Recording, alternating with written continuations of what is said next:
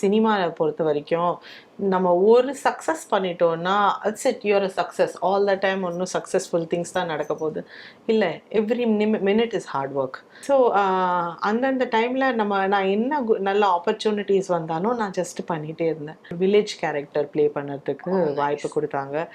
And Vetrimaaran சாரோட banner. So அது you know ரொம்ப ஹாப்பியாக அது பண்ணேன். எல்லோரும் என்ன ஒரு ஹை கிளாஸ் வெளியாக பார்க்கும் போது இது ஒரு கிராமத்தில் விடோ கேரக்டர். ஸோ அது ஒரு டிஃப்ரெண்ட்டான ஒரு போர்ட்ரியல், ஒரு ஆப்பர்ச்சுனிட்டி. நம்ம டிஃப்ரெண்ட்டாக பண்ணுறதுக்கு ஒரு ஆப்பர்ச்சுனிட்டி. ரஞ்சித் சார் கூட ஒர்க் பண்ண ஆப்பர்ச்சுனிட்டி கிடைச்சிது. ஆனால் அந்த டைமில் அந்த கொரோனா டைம் போயிட்டு இருந்தது. அந்த படம் ரொம்ப ஒரு மாதிரி ஒரு ஸ்லோ டவுனில் போயிட்டு இருந்தது. ஆனால் நான் நினைக்கவே இல்லை தட் இந்த படம் இந்த லெவலுக்கு ஜெயிக்கும். கமல் சார் அவர் எந்த ரோல் கொடுத்தாலும் டிரான்ஸ்ஃபார்ம் ஆகிடுவார், எப்படியோ டிரான்ஸ்ஃபார்ம் ஆகிடுவார். இனிமேல் நீங்கள் கமல் சாரை பார்க்க மாட்டீங்க, நீங்கள் காமேஸ்வரனை தான் பார்ப்பீங்க. ஒரு கேரக்டர் பண்ணும்போது அது அந்த கேரக்டர் உள்ளே போயிடுவார். அந்த மாதிரி ஆக்டர் ஆகணும்னு நான் ஃபீல் பண்ணுறேன். I want to do those kind of things. கவனுக்கு அப்புறம் நிறைய உங்களுக்கு டைம் கிடைச்சது. அண்ட் இப்போ நீங்கள் தலைமை செயலகம் பண்ணியிருக்கீங்க. அண்ட் நடுவில் சில படங்களில் நீங்கள் பெருசாக ரெக்கக்னைஸ் பண்ணப்பட்டாலும் சில படங்களில் நீங்கள் இருந்திருக்கீங்க, ஆனால் எங்களால் உங்களை பெருசாக பார்க்க முடியல. அதுக்கு ஸ்பெசிஃபைடான ரீசன் என்னவா இருக்கும் நீங்க நினைக்கிறீங்க? எல்லாரும் நினைக்கிறாங்கன்னா அட்லீஸ்ட் சினிமாவை பொறுத்த வரைக்கும் நம்ம ஒரு சக்ஸஸ் பண்ணிட்டோம்னா it's it your success all the time ஒன்றும் சக்ஸஸ்ஃபுல் திங்ஸ் தான் நடக்க போகுது இல்லை every minute is hard work. அந்த ஒரு ஆப்பர்ச்சுனிட்டி கெயின் பண்ணுறதுக்கு அதுக்கான ஒரு ஹார்ட் ஒர்க் இருக்கும். ஸோ கவன் நல்லா ஜெயிச்சது, அந்த கேரக்டர் ஜெயிச்சது. பட் நான் இந்த இண்டஸ்ட்ரியில் எப்படி இந்த மூவ் ஆகுறதுன்னு எனக்கு தெரியல. எப்படி யார்கிட்ட கனெக்ட் ஆகிட்டு அந்த லைக் நம்ம ப்ரொஃபைலை ப்ரொமோட் பண்ணுறது டு வேரியஸ் டீம்ஸ், இதெல்லாம் எனக்கு சரியாக புரியல.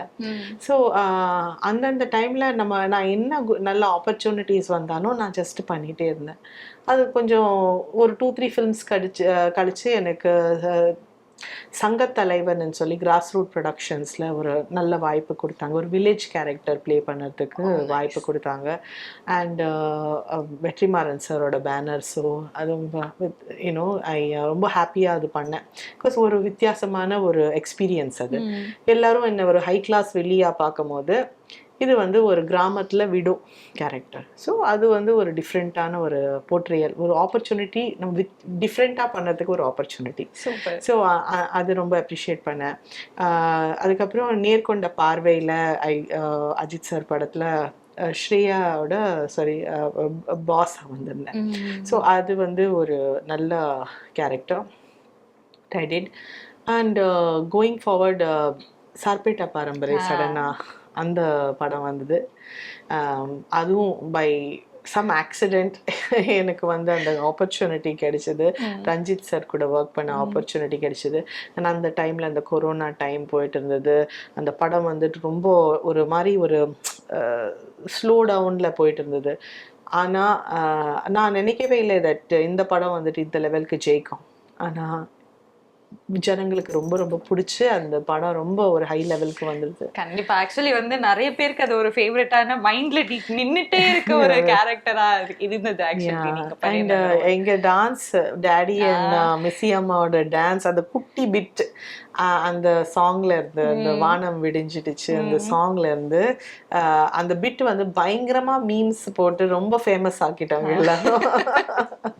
நைஸ். அண்ட் வேரியஸ் நிறைய படம் நீங்க பண்ணியிருந்தாலும் நிறைய ரோல்ஸ் டிஃப்ரெண்டா இருந்திருக்கு அப்படின்ற மாதிரி எனக்கு தோணுது. ஸோ உங்களால எப்படி உங்களை இப்போ ஒரு ஹை கிளாஸ் லேடியான ரோலா இருக்கட்டும், இல்ல ஒரு கிராமத்து லேடியான ரோலா இருக்கட்டும், இல்ல சம்பந்தமே இல்லாத ஒரு ஆங்கிலோ இந்தியன் லேடி ரோலா இருக்கட்டும், உங்களால எப்படி அதுக்குள்ள ஃபிட் இன் பண்ணிக்க முடியுது? உங்களை like what kind of homeworks you does?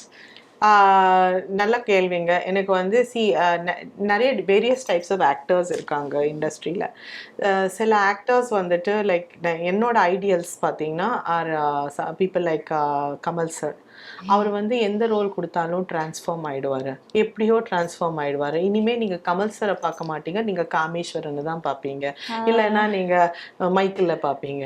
So அந்த மாதிரி அவர் ஒரு கேரக்டர் பண்ணும்போது அந்த கேரக்டர் உள்ளே போயிடுவார். அந்த மாதிரி ஆக்டர் ஆகணும்னு நான் ஃபீல் பண்ணுறேன். I want to do those kind of things. So ஒன்று ஆப்சர்வேஷன். அப்புறம் அப்சர்வேஷன் 4-5 பேர் இருப்பாங்க அந்த கேரக்டர் மாதிரி.